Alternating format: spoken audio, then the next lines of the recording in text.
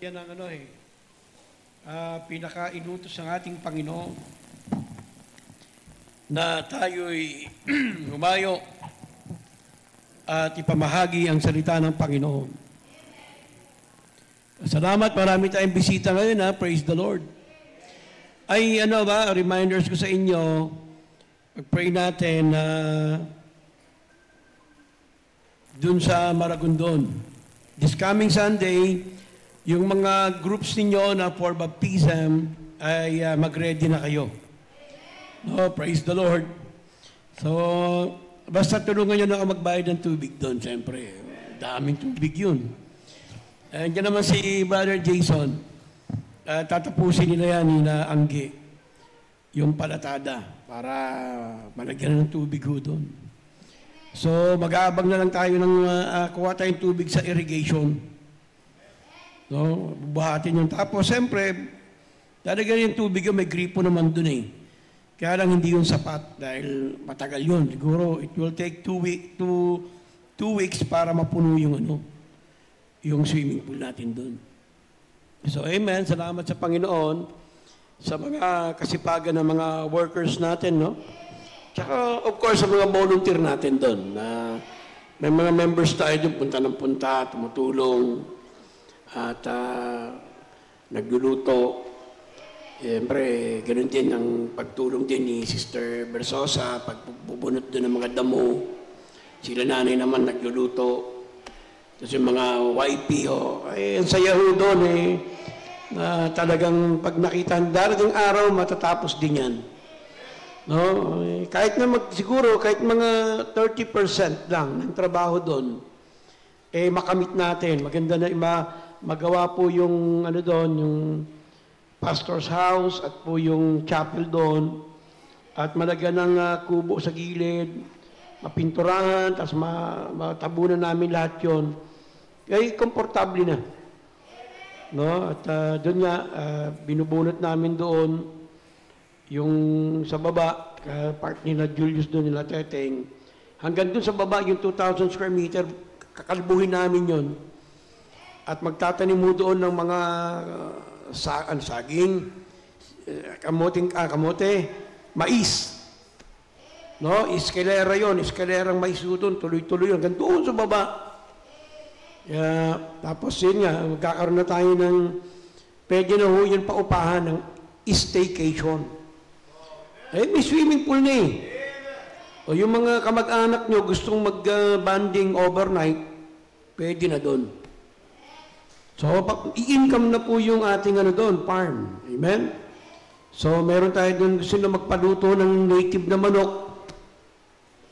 Pwede sila magpatinola. Gusto nila ng kamoting kahoy. Kahit yung mag-asawa, mag-banding kayo doon. Mag-banding kayo doon, overnight. Mag-asawa siguro, kahit 1.5 lang, okay na yun. May kwarto naman di ba Brad? Mayroon tayong cook doon. O-order lang kayo, mag-sweetheart, order kayo doon. Darating ngayon doon si Tantan. What's your order, ma'am? Yan mga kami ng tinolang manok dyan, kaya bulalo, para pampalakas ng tuhod. Siyempre, mag-overnight kayo, honeymoon.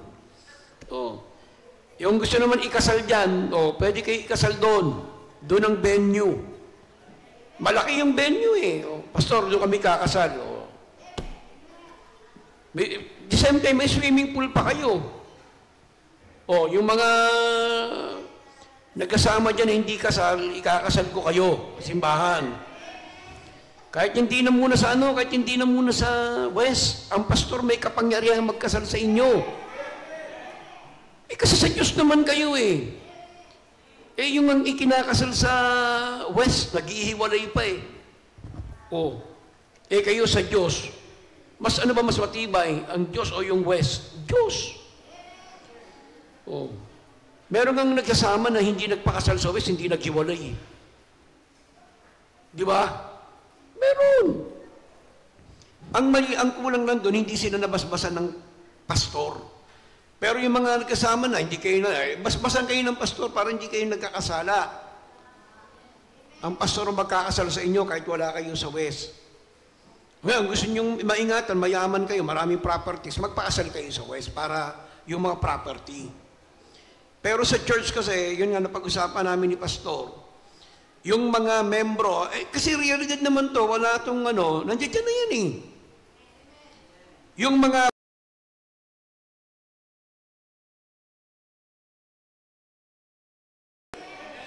para pag simba kayo rito, hindi na kayo nabubuhay sa kasalanan.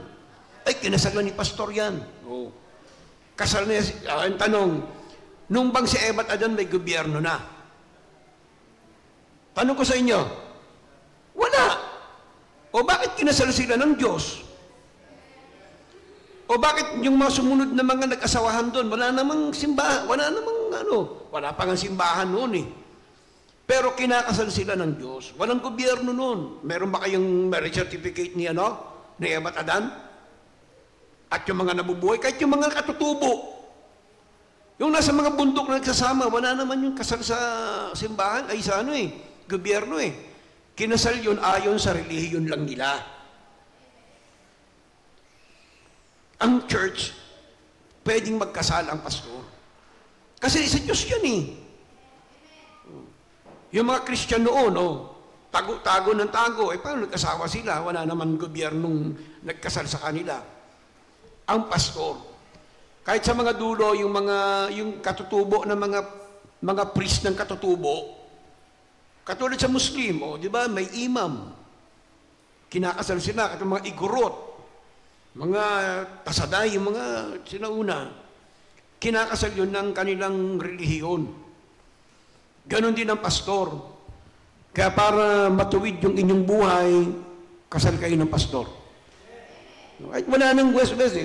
Meron nga kinakasal muna. Katulad sila, Brother Mike, kinasal muna sa church yan bago kinasal sa West. Yung unang ang kasal nila, hindi pa naipase. Pero mahalaga, nakasal na sila sa church. So, okay na yun.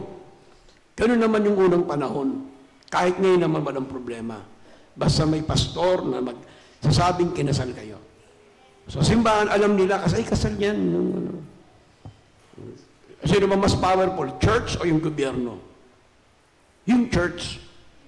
Kaya nga sa Katoliko, pag kinasal kayo, kahit na inanal kayo sa Katoliko, kasal pa rin kayo. May record sila eh. Kinasal kayo sa Katoliko eh. Kasi simbahan yun. Sa simbahan, hindi pwedeng mag-anal. Sa gobyerno lang. Yung mga kinasal sa West, yan ang nag-aanal. Pero yung sa church, hindi pwedeng i-anal yun.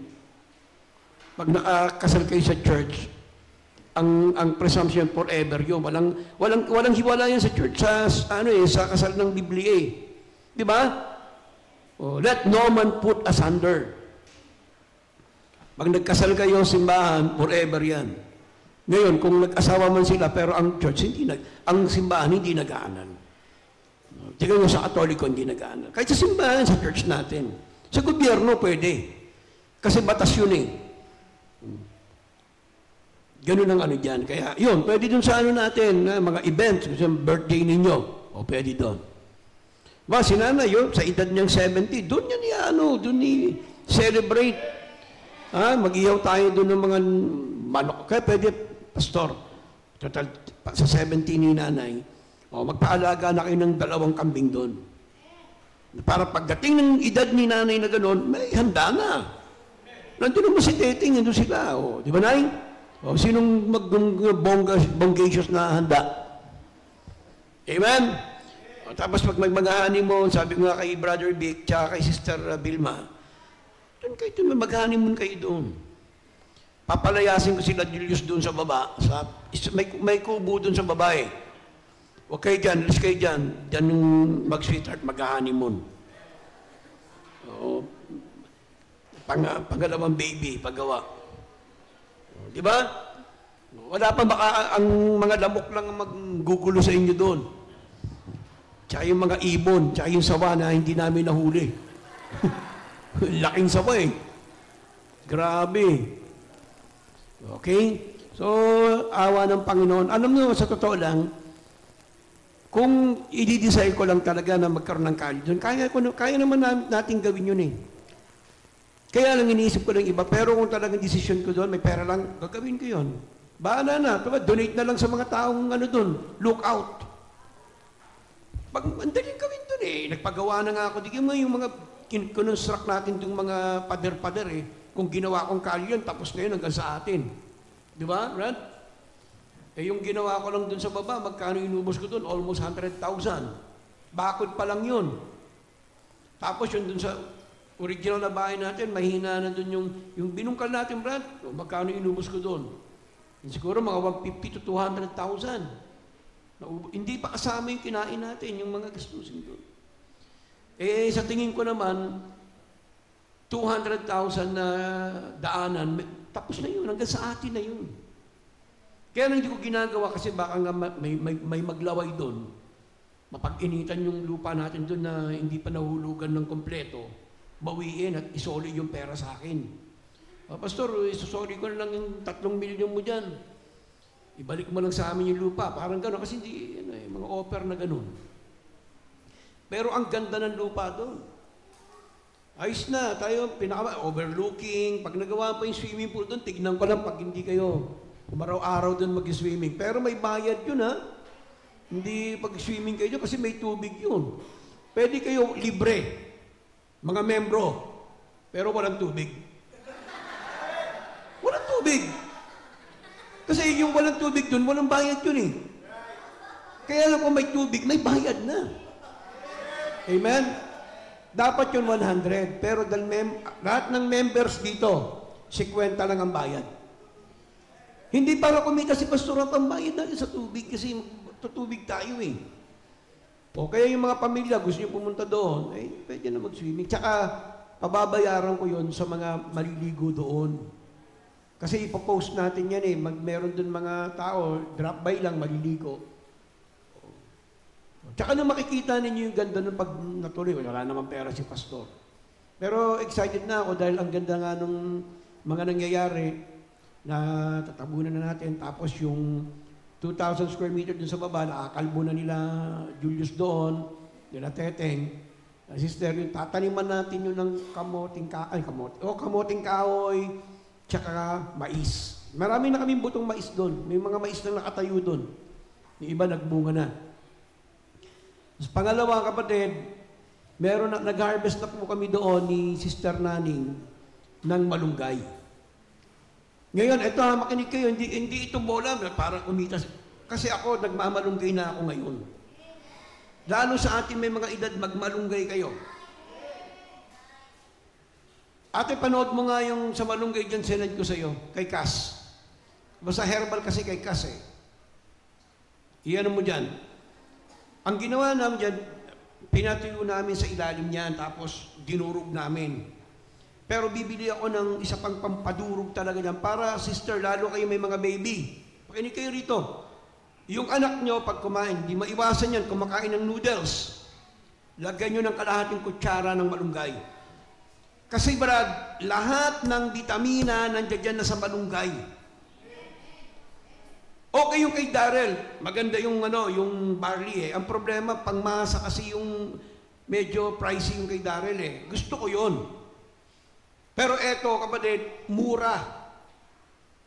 Yan mga sa paligid na, hindi naman kayo makapagpatanim dyan sa inyo sa paligid. Inuubos din ng kapitbahay nyo. Kami doon hindi, makapagtatanim kami Brad ng marami doon. So, isang ganyan, kahit ibenta ko sa inyo ng 100, alam niyo ba, ganito kataba, tapos ganyan kalaki, alam niyo kung magkano? 400. O sige.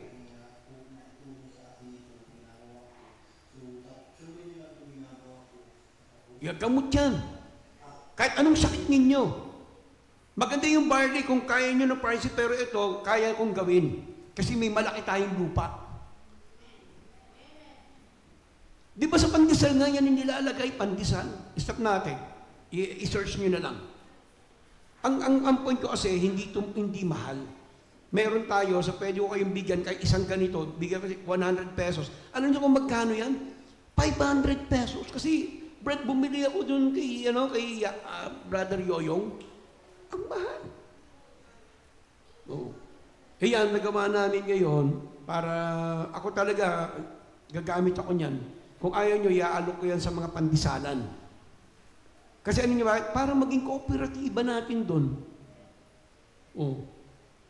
Ang kape, magkape kayo. Lagyan nyo yung tsaa. Gagawin nyo muna, pakukuluan nyo yung tubig. Ilagay nyo yung kalahating kutsara na malunggay. Ayun na, sa umaga, inom na kayo. Gamot. Gamot yan. Yung may cancer ngayon, sa hika, gamot din sa hika. Hindi ako nang bumulay kasi alam niyo naman yan eh. Saan si Sister Joy? Pwedeng isama ni Sister Joy yan habang naghihilot siya. Diabetic, gamot din yan. Dala ni Sister Joy, dalawa. Benta mo ng 200, di tumubo ka ng 100. Kasi manghihilot ka eh. Maniniwala sa iyo yung tao. Okay? So, malay mo, Brother Darren, pag imunlad yan, i-hire na kita. Ikaw na ang sales, ko. Hindi yung totoo kasi ang laki ng lupa natin, hinahanapan ko ng income.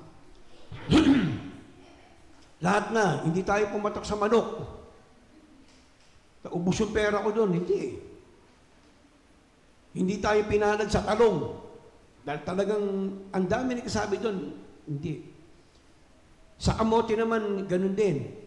Pero yung kamote natin, tumubo doon, at sa pakinabangan natin, nakakain natin. Walang puhunan doon sa talong sa kamoting kahoy eh. Ang maganda rito sa malunggay, kapatid, wala tayong puhunan. Pagod lang tsaka tanim. Ang dami. So, amen. Ngayon, umorder kay nanin, kumuha kayo dyan. Nanin, papa-order nga, sachet na lang, Brad, parang shabu. Ganun na lang magkano itong 1 gramo? 10 pesos yan. Ganun na lang kasi, yan na naman yung sinasabi ko sa iyo, Darren.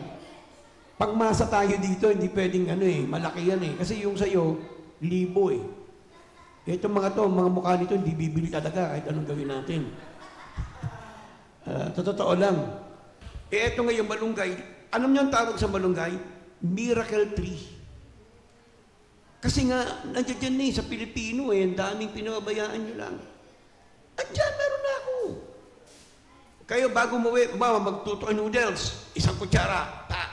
At ikaw lalo ka na, Jessa, may baby ka, di ba? Yung anak mo, yung gatas niya, haluan mo ng malunggay.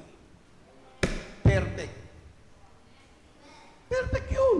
Kaya yan, yung mga anak nyo, tsaka alam nyo, may taglay na talinong hatid yung malunggay.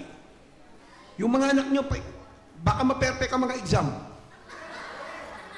Kahit hindi nag-review. Bihira. Ayos yan ha. Hindi, joke na lang. Basta, kayo ha? Hindi ko na kailangan expound pa yan. Nakakita lang kasi ako ng idea sa YouTube at sa Facebook na merong ba nagninegosyo ng malunggay. Alam niyo yung lupa? 200 square meter lang. Sa atin ang laki-laki, pabayaan mo lang yan. Itanim mo lang yan sa bakod mo pag nagbunga yan. Naya kayo, lalo na yung tayong mga nagkakaedad, umano kayo niyan. Hindi ako nagbibiro. Kung walang pera, libre na lang. Sige. Pero kung mayroon naman, wag naman pastor, masyado mo naman kami minamaliit. Pabili dyan 1,000. Sige, bigyan mo. Pero kung walang, kahit po sa pagkain namin doon, kahit anong luto, may malunggay. Ha? Ikaw, Sister Maribik, lagi ka naihilo. Kailangan mo yan. Kaya pag may Pastor, praying ba ako, nahihilo ako, hindi ka pabili ng malunggay. Pastor, hinihi ka ako. Hindi ka na ganun ng malunggay, Brad Rizalito. Biyaya ng Diyos yan. Amen? So, hindi naman tayo yayaman dyan, pero malay mo, ma-improve natin yan. Amen? This coming Sunday, dun tayo. Magdala na kayo ng ng mga lulutuin doon, ihaw-ihaw tayo doon. Enjoy natin yung Brother, tapusin ninyo. Julius, hukayin yun doon, hanggang sa magimbangin yun. Kung may backslider, tulak mo na lang doon, bahala sila doon. Ha? So, masaya tayo doon, kaya basta ulitin ko, pagpunta doon yung mga yung mahirap, magpaalalay kayo. Huwag kayong mahiya kung kinakailangan yung ipapasan kayo. Okay? So, bangkulang naman yun eh, tapos bubuhati kayo para kayong reyna doon. Kumapit kayo. Ano dyan? Si Brother Jun, wag naasahan yan, di yan pupunta. Alam mo naman, motor niyan laging sira. Kaya hindi na ako magkasabi kay sa'yo, Brother Jun, kung pumunta ka doon. Eh, nasa sa'yo na yun. Okay? So, yan ang ano natin. Kaya, magdala kayo ng mga isda. Enjoy tayo doon hanggang ano lang naman tayo. Ganun kang alas 3 ng hapon. Pagka, uwi na tayo. Amen? Oh, amen. Para makita nyo rin sa mga hindi pa nakakita doon. Makikita nyo, medyo malaki na rin ang improvement. John chapter 4, verse 31 to 35. Ito maganda to, kapatid. Huwag kayong magmamadali, ha? Our topic is about the Lord's work attitude. Ano ba ang attitude ng Panginoon sa kanyang trabaho?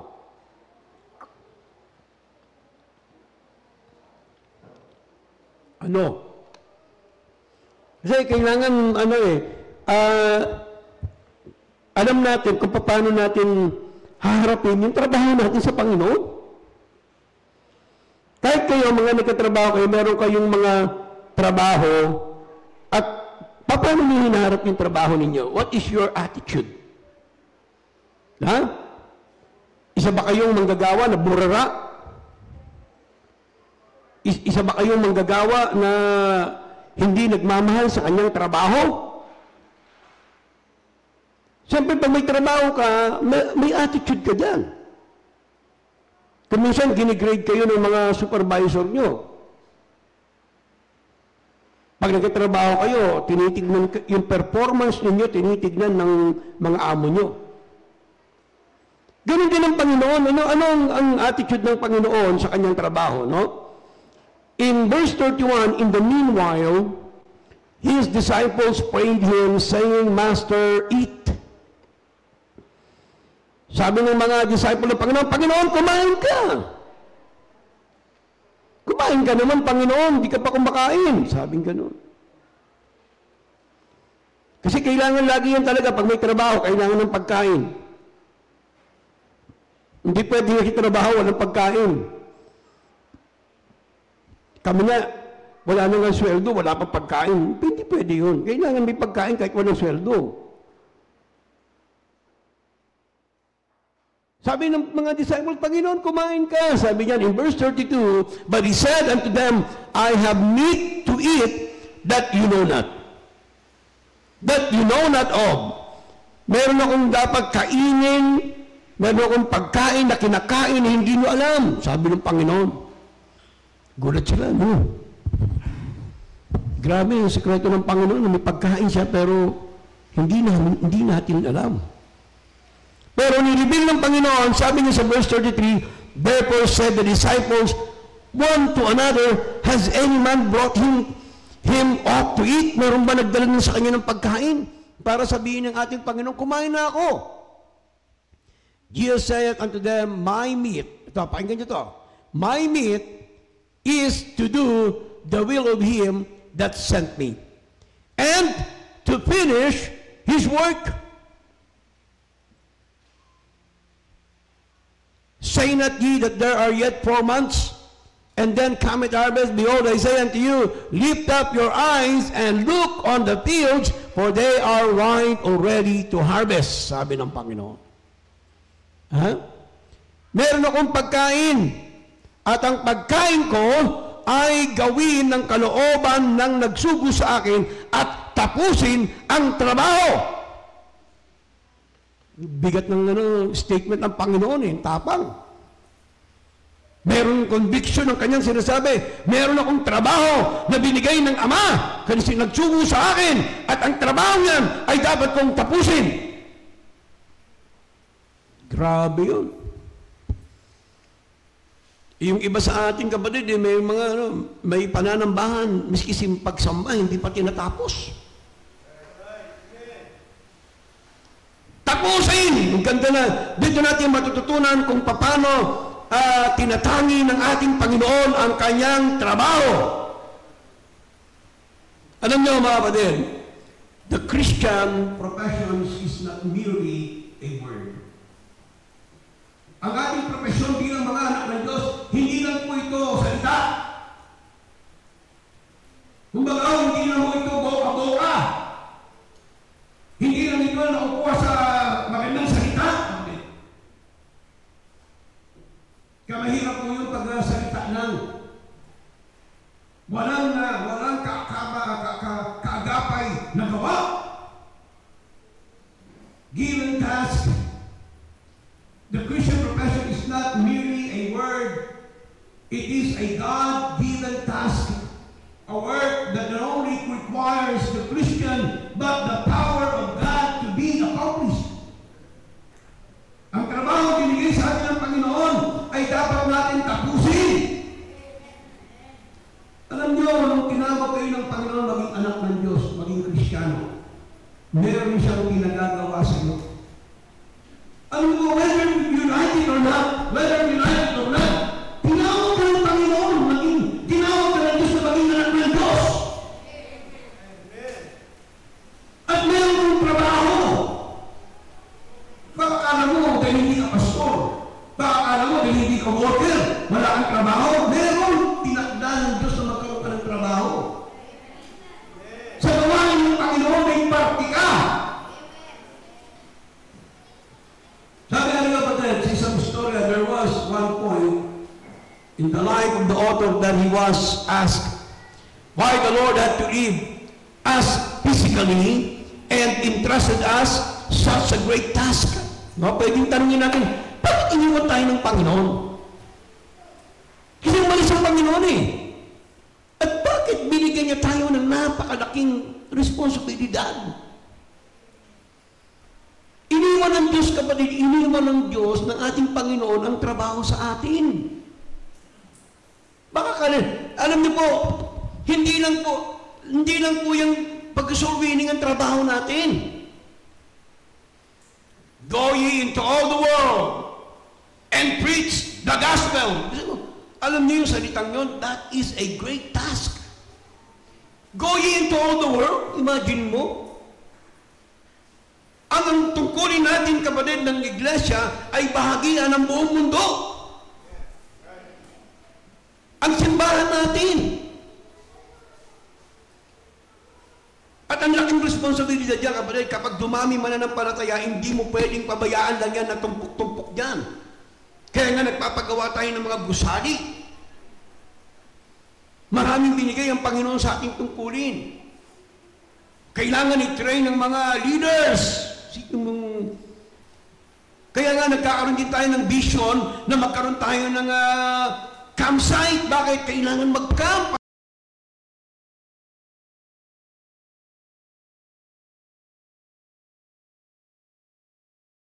Alam niyo ba, sabi nga sa John chapter 14, verse 1 and 3, tignan po ninyo. The Bible says, believe in God, believe also in me. In my Father's house are many mansions. Imagine niyo. Ilang taon ang ating Panginoon na nagtrabaho para ihanda sa iyo. Tandaan niya, anong nilikha ng ating Panginoon sa Eva at Adan at ang mundo. It took only 6 days. Amen? Ano na araw nilikha ng Diyos eh? Ang lahat ng langit at lupa, pati tao kasama. Pero ito, imagine ninyo.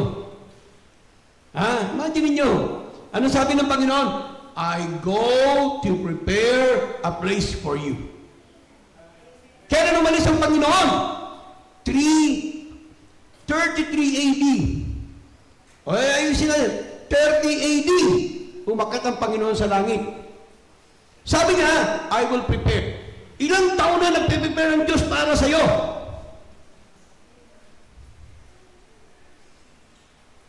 Ilang taon? Halos 2,000 years nagtatrabaho ang Panginoon para sa lugar mo. Ay, grabe. Ibig sabihin, kung yung earth na nilikha ng Panginoon in 6 days, And God saw that it was good. 6 na araw lang yun. Ito, 2,000 years. Hanggang ngayon, gaano kaganda ang ginawa ng Panginoon para sa atin. Imaginin mo, nagtatrabaho ang Panginoon. Oh, ano masasabi mo ngayon sa ginanda ng Panginoon sa atin? Kaya I believe, yung ginawang trabaho ng Diyos sa langit natin para sa napakaganda. Why? Pero mo 2,000 years? Amen? Kaya mapalad tayo dahil hinandaan tayo ng Panginoon. Ang Diyos nagtatrabaho ang ating Panginoon. Kasi sabi niya, I will come again and, sabi niya, diba, and receive you unto myself. I go to prepare a place for you. Grabe yung sabi ng Panginoon sa atin.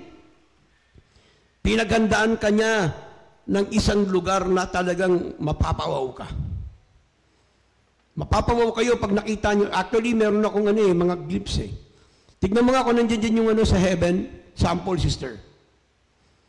Ano lang yung animation, pero ang ganda eh. Hindi pa yun ang heaven. Mas malupit pa doon. Ang hinanda ng Diyos sa atin. Pero hindi yun ang aking focus, kapatid.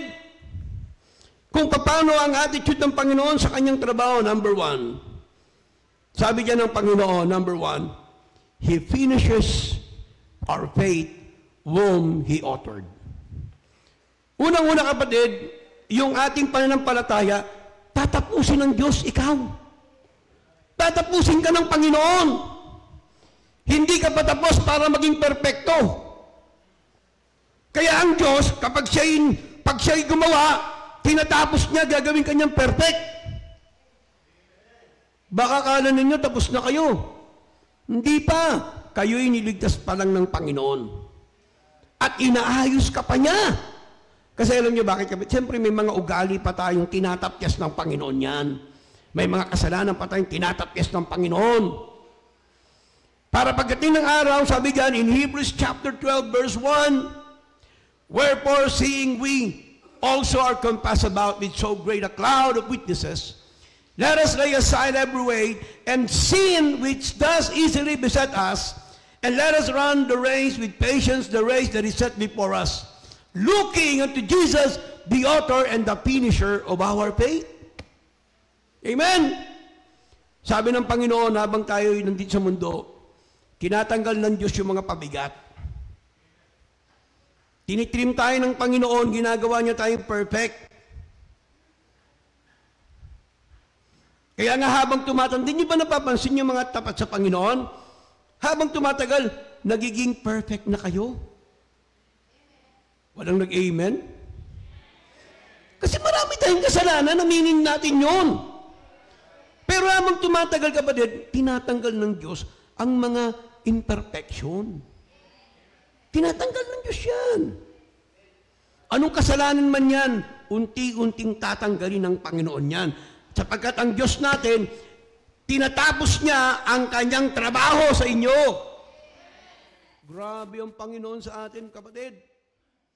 Kaya sabi diyan, looking unto Jesus, the author and the finisher of our faith, who for joy that was set before us, endured the cross, despising the shame, and is set down at the right hand of the throne of God. Isa yon sa trabaho ng Panginoon sa atin. Tatapusin niya kung ano ang kanyang ibinigay na pananampalataya sa iyo. Hindi natin kayang tapusin eh. Ang ating Panginoon lang ganon ang Panginoon, ibig sabihin, ang Panginoon sa trabaho niya, hindi siya nangiiwan. Tatapusin niya. Lahat, alam niyo ba kung ang Panginoon iniwan tayo, katulad ng paniniwala ng iba, lalo tayo magiging masama. Kaya sa mga tao na talagang nagpapasakop sa Panginoon, unti-unti, lilinisin ka ng Diyos. Alam niyo, hindi naman ibig sabihin, nagsisimba tayo, perfect na tayo, hindi. Nililinis ka ng Panginoon. Sa bawat pagsimba mo, sa bawat Wednesday na panalangin mo, sa bawat visitation mo, sa bawat pagbibigay mo, sa bawat pagsusolwining mo, unti-unti, nililinis ka ng Panginoon. Amen? Kaya tingin nyo, hindi nyo ba napansin, kung tutuusin, bilangin mo yung mga dati mong kasalanan. Dati kung 10, baka may iba sa inyo, 5 na lang. Kasi alam niyo po, yung kasalanan, habit kasi yan eh. Habit yan, addiction yan. Pero habang ikay naglilingkod sa Diyos, tinatanggal niya yan. Meron sa inyo, baka nga meron iba sa inyo, isa na lang. Lord, ito na lang isang kong kasalanan. Unti-unti, tanggalin mo na ito, Panginoon. Kasi may mga kasalanan, kapatid, na hindi ganun ka-addiction. May kasalanan na talagang super bigat na ang hirap tanggalin kahit Kristiyano ka na. Kahit Kristiyano ka na. May mga Kristiyano, talagang yun lang, Lord, paano ko ba ito ibabatin? Meron ako na sayang hindi ko sinan sa inyo. Meron isang page sa Facebook, isang babae, inamin niya. Sino nakapanood nun? May tsura yung babae. Sabi niya, alam niyo ba na ako ay nasa ilalim ni Satanas noon? Ako'y addict. Addict na addict siya sa sex. Babae yun addict siya sa pornography. Nanonood siya ng mga bomba lahat. At ito ba, walang bastusan dito babae addict sa masturbation. Babae siya. Sobrang addict talaga when it comes sa sexual. Meron ba sa isang buwan, isang linggo yata, nakaka-21 siya na iba't ibang lalaki. Isipin nyo addiction yan. Hindi tayo alien dyan. Lahat tayo pwedeng may subject dyan. Marami ng mga Kristiyano, meron silang hidden agenda, hidden sin. Meron iba pa nga mga Kristiyano, may mga pagka-kleptomaniac, magnanakaw pa rin hanggang ngayon. Kahit Christian na, pag nakakita ng lipstick sa SM, kukunin niya talaga, ilalagay niya kahit sa pat niya. Meron ng babae, Christian na, karamihan yung mga profession, meron pa nga, Koreano. May naging kliyente kami. At dito meron akong babaeng niligtas. May pagka-kleptomaniac. Niligtas ko mismo. Alam ng mga membro yan. Alam ng mga membro. Pumunta doon sa isang bilihan ng mga gamit, nagnakaw. Nung nanakaw, huli, tinawagan ako, pastor, bla bla bla. Ano bang ginawa niyan? Pero hindi ko na sabihin sa inyo yung pangalan. Magmarisol na lang kayo dyan kung sino nakakaalam. Pero hindi ako nagsabi. Ako si Pontius Pilato. Naghugas ako ng kamay. Pero wala na, backslider na Ibarin mo, yung pastor, nagpagod sa kanila. Kahit sa kasamaan nila, nililigtas sila ni pastor. Hindi ako pastor. Ikaw kasi magnanakaw ka dapat lang sa'yo yan. Magnanakaw ka. Pero hindi si pastor, hindi ganun. Pinuntahan ko sila doon at iniligtas ko sila. Binayaran, binayaran ko pa ng pera. Yung ninakawan nilang urban poor. Hindi nyo na alam na ganun tayo, hindi ako magpangusgay, nililigtas natin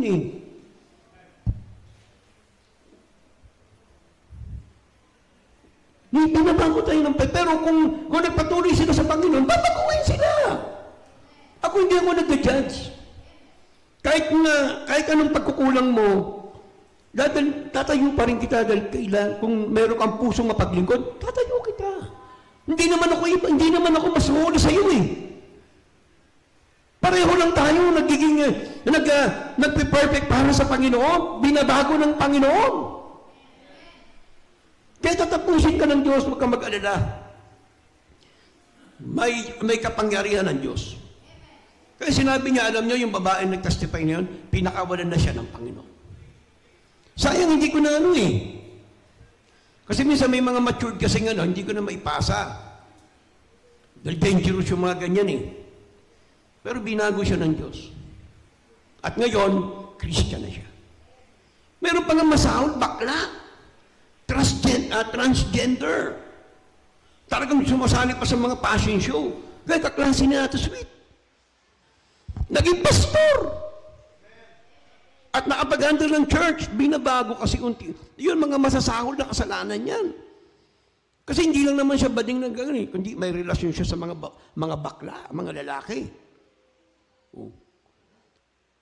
Unti-unting binabago ng Diyos. O kayo naman mga kabataan na wala pang ganong sitwasyon, huwag na kayong lumapit pa sa ganyan. Baka maalipin kayo, mahirap na. Okay? So binabago ng Diyos, kaya sabi niya, tatapusin ko kayo. Sa pagkabalik ko, gagawin ko kayong banal. Amen? Ganun ang Panginoon, tinatapos niya ang trabaho niya. And then letter B, He advocates for us. Ang trabaho ng Panginoon pala, tagapagtanggol natin. Oh. Ang Kristiyano hindi niya pinababayaan kahit na kayo nadadapa. Basta makita na ng Panginoon na kayo'y nagsisikap na maglingkod sa Kanya. He advocates. In 1 John chapter 2, verse 1, My little children, these things write unto you that you sin not.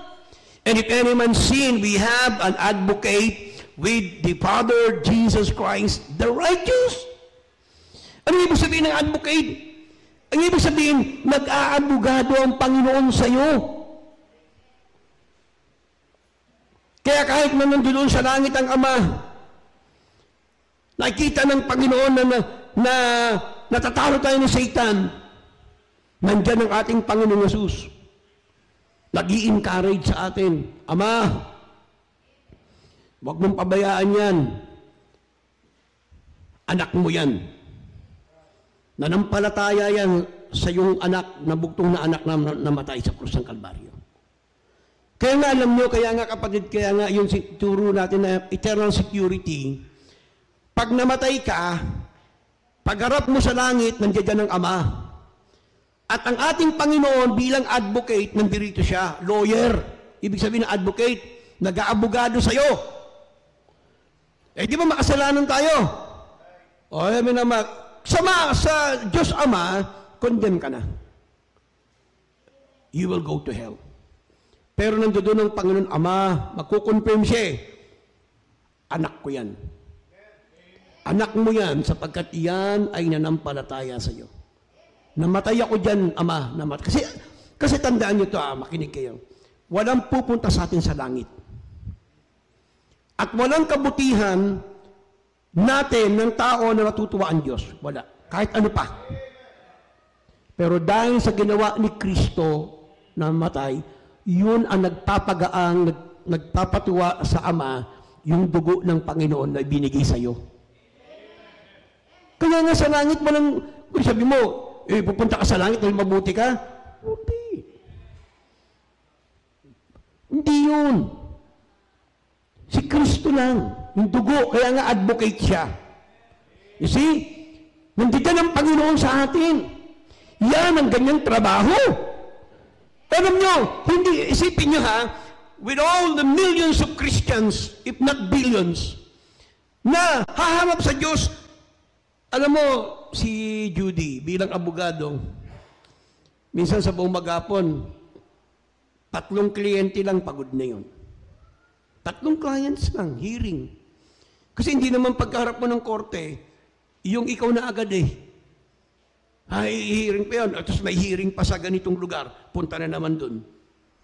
Kaya buong maghapon 3, pagod na. Another bukas na naman. Pero ang Panginoon natin, imagine mo, ilang Kristiyano namamatay everyday. Ang Panginoon nandoon, advocating, anak ko yan.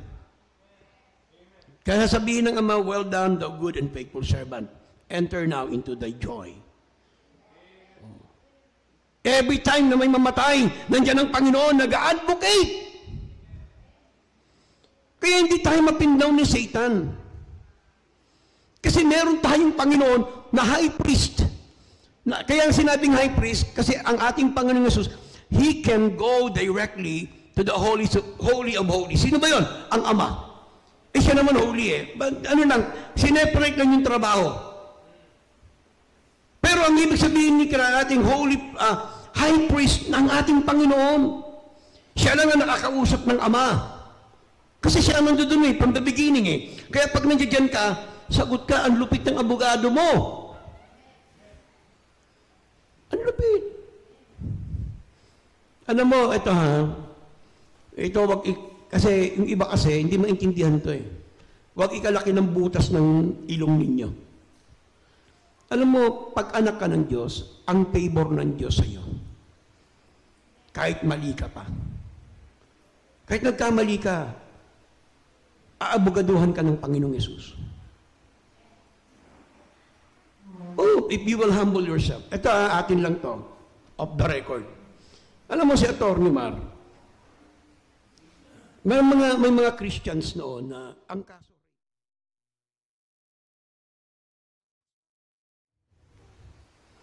Pero alam mo ang prinsipyo niya kasi, baptism.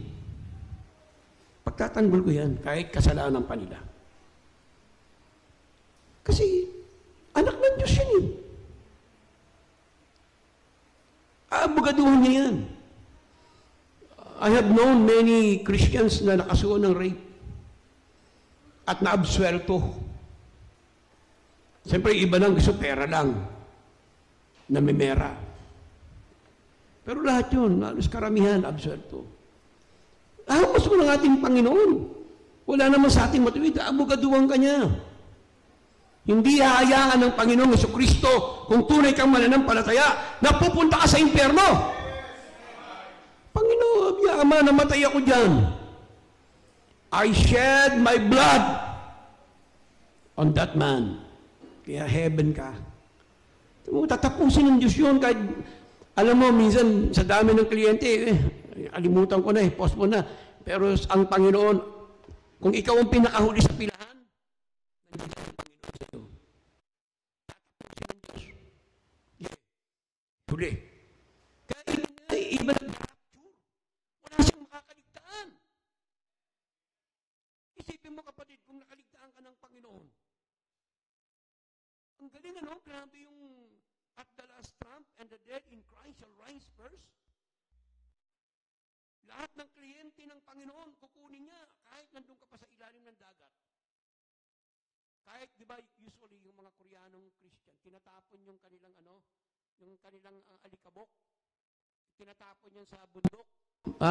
Nakalimutan ko yung mountain kung tawagin nila eh. Tatapon yan doon. Hiwa-hiwalay. Nung pagbalik ng Panginoon, lahat ng alikabok na yun, magdidikit-dikit, babalik! Woo! Ang lupit na, no? Siguro i-rewind ng Panginoon, eh, no? I-rewind niya yung mundo. Uy, grabe yun. Kasi inisip ko, walang mag-rewind ng mundo, eh. Isa lang nakapag-rewind ng mundo. Sabi, nakapagpabalik. Sino? Si Superman. Sa pelikula. Diba nalala nyo? Nung namatay si Lois Lane, hindi maatim ni Superman namatay. Kaya ang ginawa niya, umikot siya ng pakontra. Kaya nung diba, gumagano yung earth eh. Biglang mamaya-maya, gumanon na. Kaya bumalik lahat sa dati. Isipin mo, gano'ng ka-power ang Panginoon. Kay Superman, fiction lang yun. Fiction lang yun, hindi yung totoo. Kahit si Satanas nga, walang magagawa, hindi kayang gawin yung power na yan eh. Ang kanya lang hanggang doon sa Jerusalem lang. Pero yung the rest, wala na silang magagawa. Advocates, tatapusin ng Panginoon ang hindi pa nakumpleto sa iyo. Kaya ibig kaligtasan natin, alam mo, kaya ako, hinihintay ko na, kahit na, alam nyo, sabihin, kahit katawa mo, marami ka na sakit, you pray lang, Lord, baka maabutan mo pa ako. Lahat ng defects.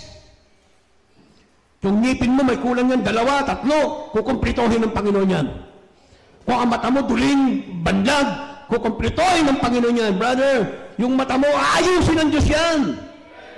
Malapit na. Wala man mag-opera sa'yo, don't worry. Tatapusin ng Diyos. Yung maganda mong kulay na yan, babaguhin ng Panginoon yan. Ay, nga pala, kakwento ko sa inyo. Nung galing kami sa Maragondon, di nagpahinga ako dyan sa kwarto.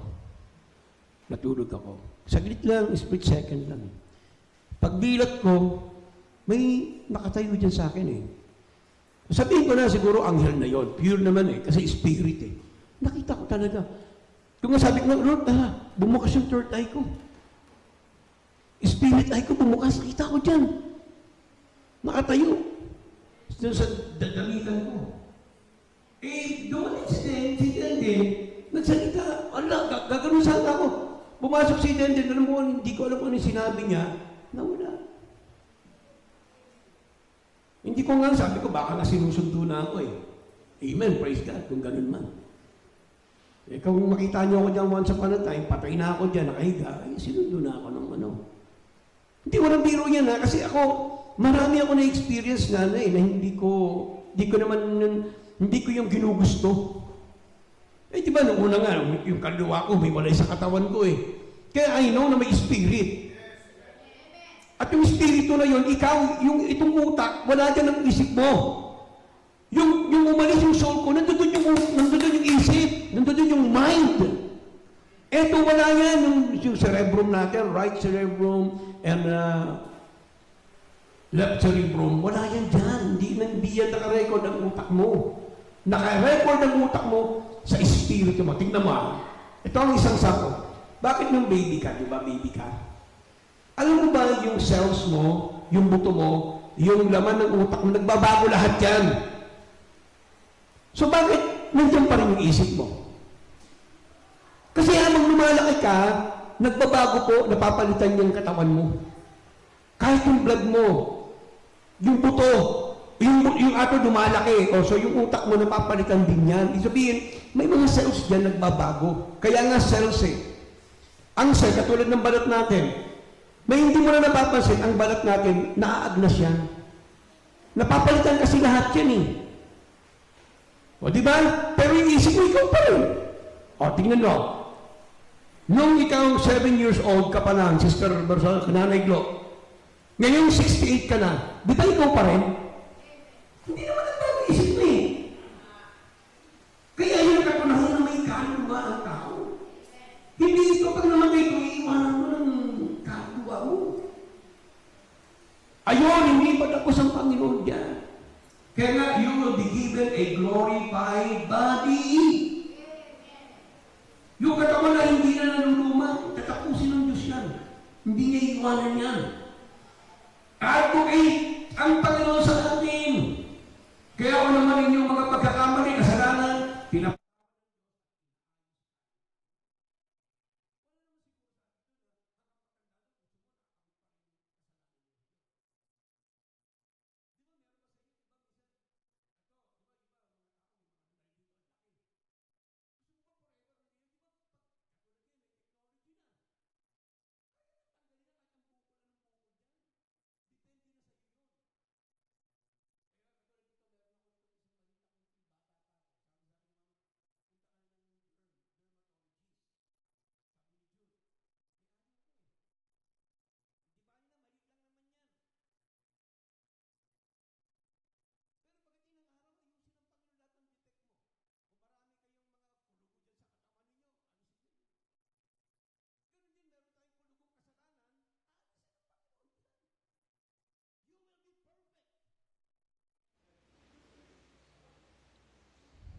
ano siya ng Diyos lahat yan?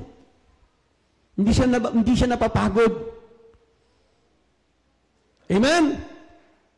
And then letter C, kapatid, He keeps us what? He keeps us perfect. Iniingatan tayo ng Panginoon na maging perfecto, mature.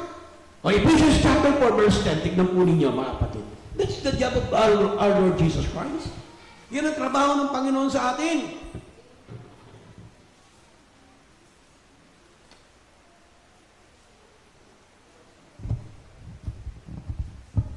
Ano sabi diyan? He that descended is the same also that ascended up far above all heavens, that he might fill all things.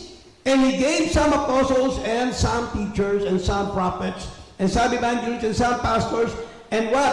And some teachers, for what? For the perfecting of the saints.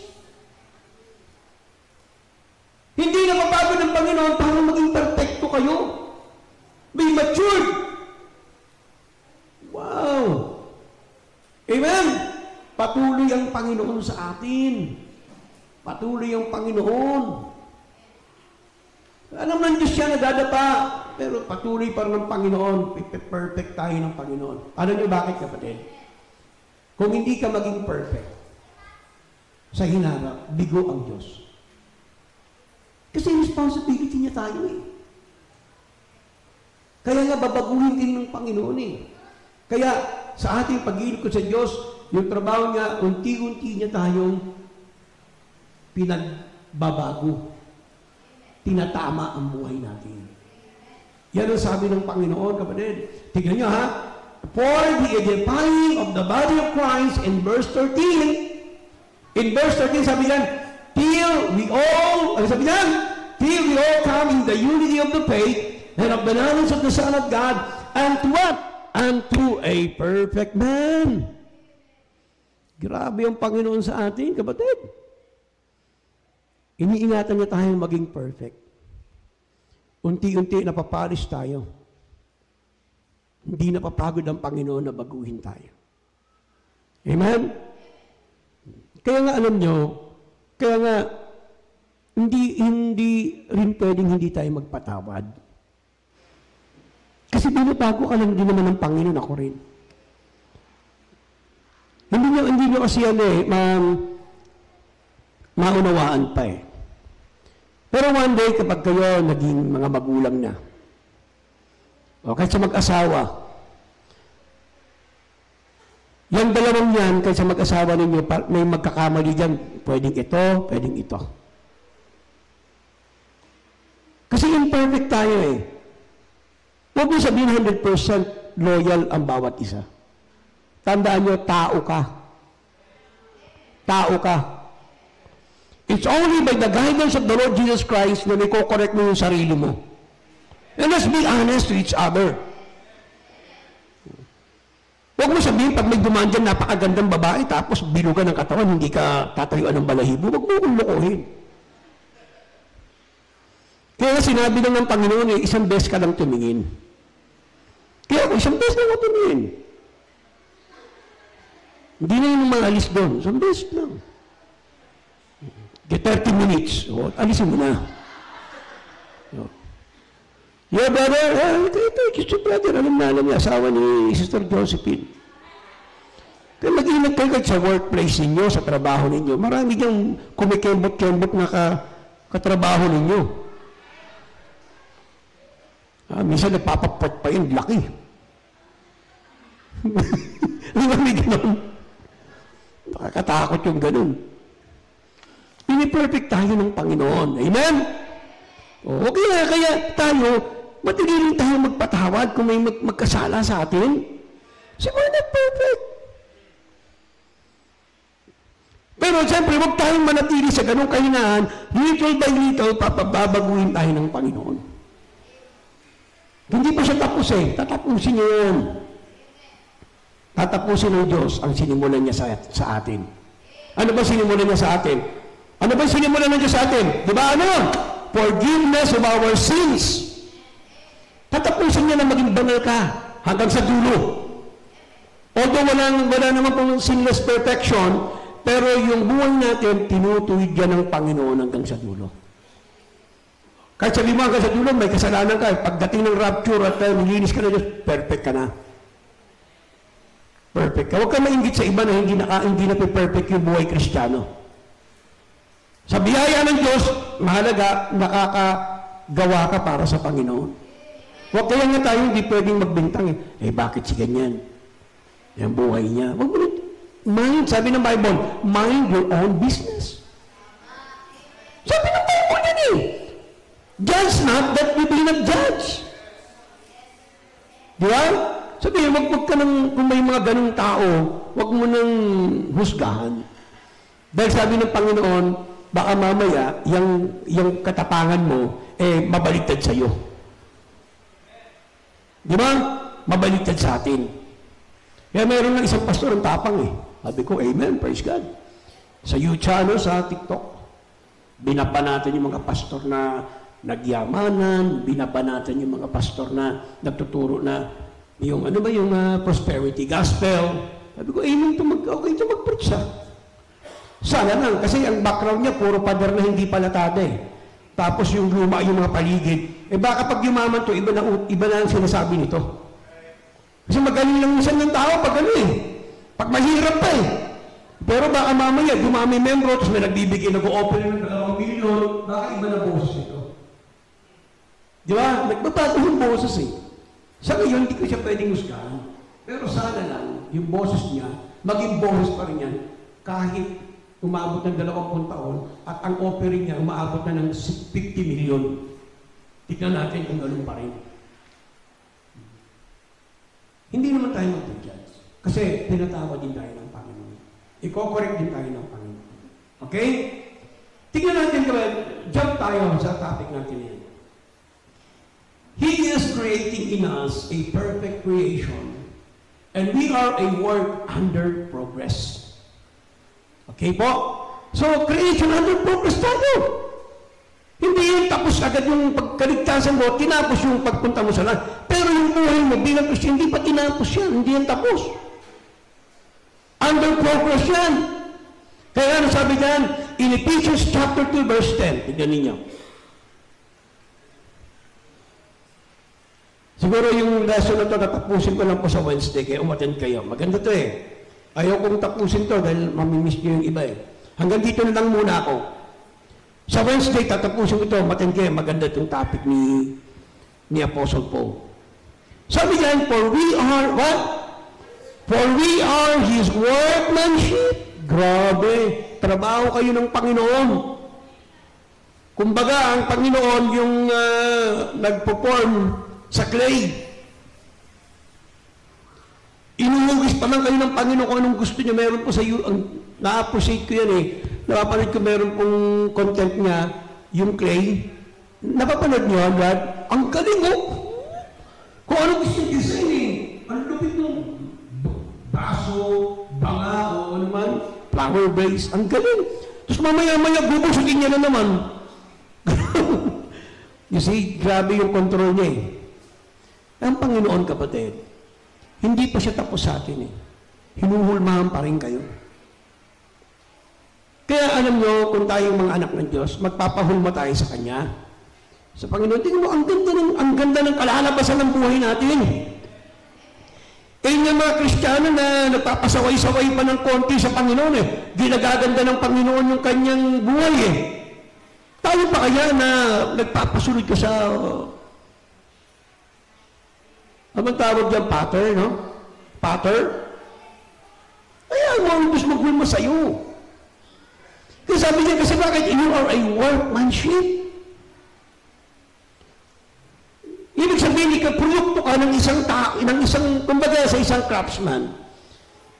Produkto ka nun ng maganda. Di ba? Ay, pangit mo, halimbawa kasi yung nagtatato eh. Sino mong magandang ano? Di ba, mayroon tayong national artist na matanda na gano'n. May sama kasi yung magpapatato. Sino ba magandang ano natin? Ha? Oh. Hindi yung matanda nag-ano yung tato. Yung sa igorot. Hindi natin magandang ano yun eh. Yung paintings na lang. Siguro sila Malang. Diba? Si Malang. Ayun lang, si Juan Luna. Nakita na kayo siguro ng painting ni Juan Luna. O, pasan kayo minsan sa National Library. Libre lang. Ay, National Museum. Libre lang yun. Pag nakita mo yung paint, ang dami doon eh. Pero isa sa popular na inilaban ni Juan Luna sa Madrid ay yung kanyang paintings ng kung tawagan ay Spolarium. Ang paintings mo ng Spolarium, kapatid, ganito kalaki oh. Yan o, ganyan. Yan. Sambuyan, hanggang doon. Ganun. Kaya pinipainting siya pinipaint yun ni Juan Luna, gumagamit pa siya ng mga ladder. At ang sinabi pa doon, ang isang trivia doon, sa painting ni Juan Luna, ang ginamit doon na kulay pula, dugo niya. Pero siyempre, kwento lang yun hindi na, para lalo magmahal. Pero champion yun. Doon pinakita kung gaano kasalbahe ang mga Espanyol at ang Roman Catholic Church. Sila yung ginagarote nila yung mga tao, mga Pilipino, yung mga ginagarote nila, yun yung larawan ng Pilipinas noon at pinaint yun, kunyari sa European scene. Pero gano'n ang nangyayari sa Pilipinas, ginagarote ang mga Pilipino, ng mga Kastilanoy, ng mga Katoliko, ng mga Praile. Nanalo po yun. Kaya famous po yung paintings na yun. Priceless po. Yun po yung workmanship. Yun talaga binigyan ng diin. Meron pa ng isa, binigyan ng maganda yung nanakaw. Tapos natagpuan lang somewhere in sa bansa yun. Sa Rome, nandun lang sa gilid. Hindi pinapansin, pambihira, yung pala isa sa masterpiece ni Juan Luna. Yung mga painting si Picasso. Yan, si Picasso, ang daming painting siya ni Imelda Marcos. Amen? So tayo, ikaw yun. Espesyal ka, hinuhulma ka ng Panginoon. Bawat yan sa atin. Workmanship of Christ. Amen? Kaya alam nyo, tinabaho ka ng Panginoon. Kaya huwag ka tatapusin ka niya. Tatapusin tayo ng ating Panginoon. It is only fitted that those being created should be as His creators to be fashioned after the greatest workman, our Lord Jesus Christ. Amen? Kaya tayo, nakapattern tayo sa ating Panginoon sa Kristo. Kaya one day, lahat tayo trophy ng Panginoon. Hindi natin alam kung anong mga meron tayo pagdating ng panahon. Pero tandaan nyo, ikaw ay workmanship ng ating sabihin. Ano kanya? Gawa kanya bilang isang dalubhasa. Isa ang pelikula na talagang pinag-isipan, hindi yung tinatawag na isang linggo ka lang. Alam niyo po, yung isang pelikula na yung Beautiful Life. Yung pelikulang yun, alam niyo, ginawa 2 years. Kaya nung nilabas yun, grabe. Alam mo yung pelikula na yun, habang nakaupo ka, pinapanood mo, it's about father and son. Kung papaano nagmahal yung ama sa kanyang anak. Panahon ng war yun, gera. Papaano niya pinaramdam sa anak niya na walang gera? Lupit. Kasi nagkahiwalay sila mag-asawa eh. Dahil naano sila ni Hitler, nahuli. So nilagay siya dun sa kulo, yung anak niya kawawa eh. Kaya ang ginawa niya, ang sinabi lang niya sa anak niya, "Anak, huwag kang magpapahuli ha, may kalaban tayo. Kunyari naglalaro lang tayo. Basta ikaw, magtatago ka ha. Pag sinabi ko, magtago ka. Kaya pag nung nahuli sila doon sa concentration camp, sabi niya, "Anak, tago ka. Huwag ka lalabas ha. Pag hindi ko sinabi, hindi ka lalabas." Nagtatago lang yung bata. Hanggang sa namatay na lang yung tatay niya, basta sinabi niya sa bata, "Pag nakita mo yung tangke na star, panahon na tayo. Lumabas ka na." Sabi niya. Kaya nung nangyari nung lumusok na yung mga Amerikano, at nagkataon na namatay siya, yung bata hindi na siya nakita. Pero yung pagdating ng tangke na may star, kasi yun ang simbolo ng American tanks. Yung bata lumabas, tuwan-tuwa, "Yay! Panalo kami!" Pero yung tatay niya, patay na. Kaya yung pinanonood yun, lumuluwa. Hindi mo naman malaya nanonood ka, pero yung luha mo tumutulo na. Yun ang pinakamalupit na pelikula. Appreciate ko yun, yung pelikula na yun. Masterpiece. Alam niyo kung ilan na panalo niya? 7 awards sa Oscar. The best cinematography, best actor. Ang ganda kasi yung pagkakagawa. Hindi nila minadali. Yung mga pelikula natin dito, isang linggo lang, pelikula na. Hindi ko naman inaano ng Pilipino kasi bakla eh. Alam mo bakit? Kasi ang mga director, bakla. Kung di bakla, tomboy. Puro ang pelikula, kabit. Hindi ba kayo natapos dyan? Ang sinisira kasi ng mga yan, Yung LGBT ba yan? Sinisira nila yung mga pamilya na totoo. Siyempre, anong tinatapon ng pelikula? Yung asawa mo, ng bababae yan. Yung asawa mo, manlalaki yan. Kaya tuloy yung mga nanonood, yung mga, puro mga katulong, asawa ko sa Pilipinas. Ganun itinatapon sa atin. Kaya bakya yung mga pelikula natin, puro si Vice Pangit. Dapat din tinatangkilik yung halimaw na yan eh. Yung hindi pa sikat yan, napapanood niyan dyan sa punchline. Taxi driver ako eh. Komedyante yan, kasama yung si Ethel Buba, napakabasyos ng mabibig yan. Ay grabe yan. Kasi kaming taxi driver, pwede kami manood. Nag-aabang ako ng pasahero eh. Kaya pag nagpe-perform na yan, ako po, grabe karaswa yung dalawang yan. Ang kamatayan na inahanda ng Diyos dyan sa kanya, napakalupit. Oo, kasi ang daming in-influensya ng ano eh.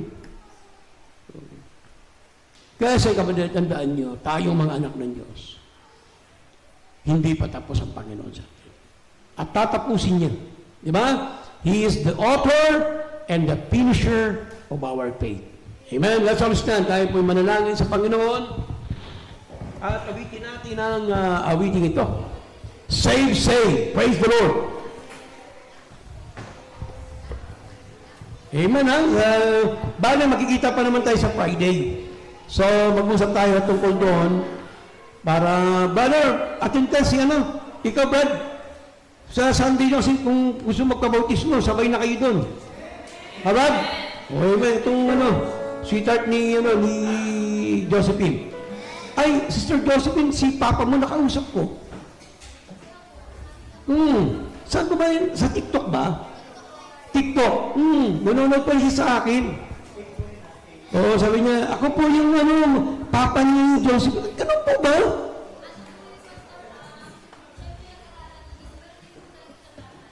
Oo, matinda pala siya rito noon, sabi niya.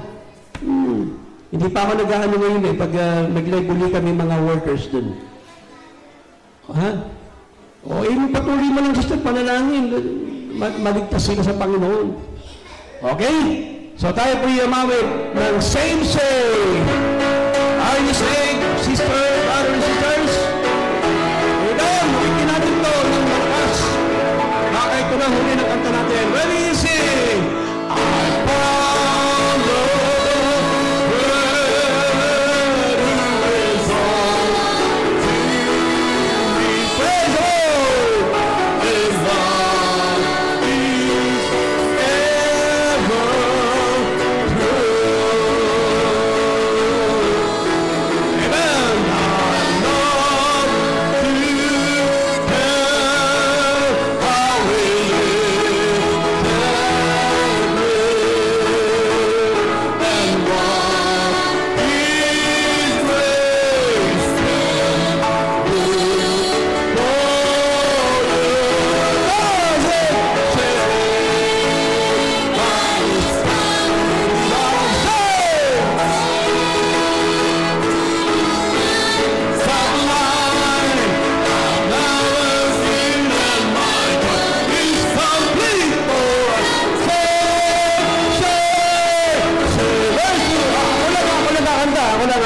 Ako nagkakanta, makinig lang kayo.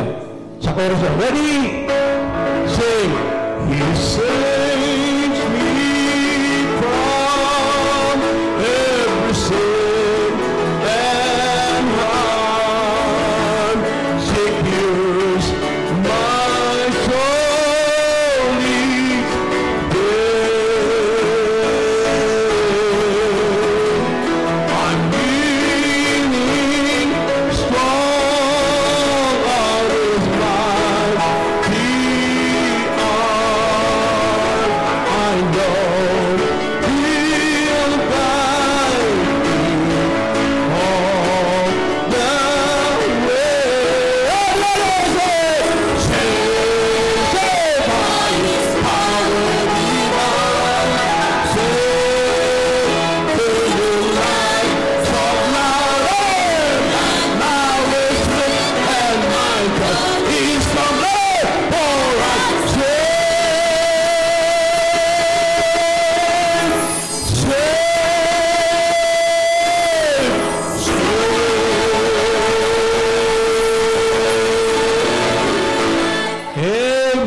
Praise the Lord, no?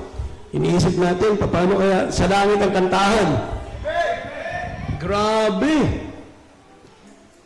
Gusto kong makarinig ng langit kanta. Alam niyo ba, pag makinig kayo ng 10,000 audience or 7,000 audience na kumakanta ng gospel song, grabe, alam mo, malulula kayo. There was one time, napanood ko rin sa YouTube, TikTok, sa Jerusalem mismo, 80,000 Christians. Sana nga mga Baptist eh. Pero meron po yan naganap dyan mismo sa Luneta. Lahat pag may Bible mode, grabe. Pag nagkakantahan yung save, ay ang sarap. How much more kaya sa heaven? Lumulutang tayo dyan sa no? Sa sarap ng kanta. Panginoon, salamat sa iyong kabutihan. Purihin ka, O Diyos, sapagkat dakila ka. Salamat po sa kaligtasan na binigay mo sa amin. Salamat po sa kapatawaran ng lahat naming mga kasalanan. Mainggit po yung mga born again sa amin. Mainggit po yung mga Protestant. Mainggit po yung mga grupo po ni Soriano. Mainggit po yung mga tumutuligsa na once saved, saved forever. Mainggit sila, Panginoon. Sapagkat dakila ang ginawa mo sa amin. Wala kaming magagawa eh. Hindi namin kayang iligtas sarili namin, hindi namin kayang maging mabait, maging mabuti. Kundi dahil sa iyong kamatayan, dahil sa iyong pagbibigay ng iyong sarili para sa iyong iglesia, at salamat po, Ama, dakila ka. Dakila kayo, Elohim. Maraming salamat po, pagpalain po ang iyong mga anak. Mga may negosyo, patuloy mo silang ingatan, pagpalain. Ang mga bumabiyahe, nagmomotor, nagsasakay po ng jeep, o magmamaneho ng sasakyan, pagpalain mo po. Ilayo sila, Panginoon, sa anumang kasalanan. Hayaan mo ang iyong mga alagad na mga anghel ang magbabantay palagi sa iyong iglesia, lalo na dito po sa Vista Verde Bible Baptist Church. Purihin ka, Ama, balik namin sa iyo ng papuri, sapagkat po yamin dalangin sa pangalan ng aming Panginoong Jesucristo. And all the people say, Amen. God bless you, brothers and sisters.